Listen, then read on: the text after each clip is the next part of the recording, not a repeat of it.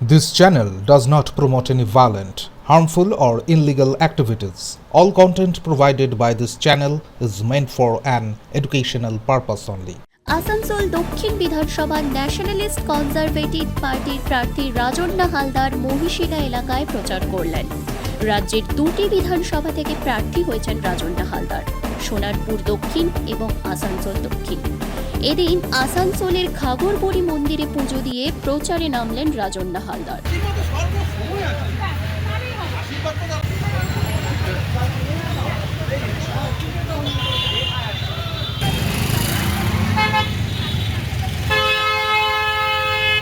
শিল্পাঞ্চলের প্রথম ইস্যুই হবে শিল্প।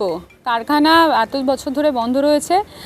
তৃণমূল কংগ্রেসের প্রতি এই আশা আমি আর রাখি না যে তারা কারখানার পুনরুদ্ঘাটিত করবে, কিন্তু বিজেপি 5 বছরে তো এইটুকু করতে পারতো, সেই আশাও আমি এখন আর রাখছি না। তাই মনে হয় যে এখানকার সাধারণ মানুষ লড়ুক, লড়াইটা দিক, ফাইটটা দিক, এবং সাধারণ মানুষের ভয়েস হয়ে আমি এই লড়াইটা লড়বো।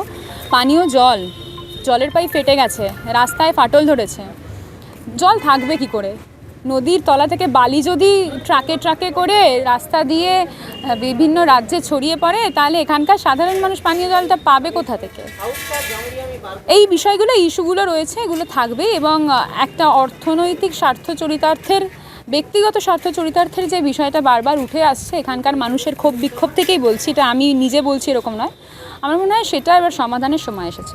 যে এত সুযোগ্য মানুষ প্রার্থী যদি না হয়, যে আন্দোলন করলো সে প্রার্থী হলো না, যে অর্থনৈতিক স্বার্থ চরিতার্থ করলো সে প্রার্থী হলো, তাহলে সেটা মানুষ উত্তর দেবে। সোনারপুরের মাটিতে, আমি সোনারপুরের মেয়ে, এবং সোনারপুরের মাটিতে বহিরাগত বিধায়িকা 5 বছরে যা করেছে, এই মাটিতে এই মাটির বিধায়িকা 5 বছরে ঠিক তাই করেছে। সোনারপুরের মাটিতে 5 বছরে বহিরাগত বিধায়িকা মানুষের জীবন বিপর্যস্ত করে দিয়েছে। জল, রাস্তা, জল নিকাশি, বাজার, পরিকাঠামো, হাসপাতাল, কিচ্ছু নেই, জিরো। এই মাটিতে দাঁড়িয়ে এইখানকার বিধায়িকা, তিনি তো এই মাটিরই মেয়ে, তিনিও 5 বছরে ঠিক একই কাজ করেছেন।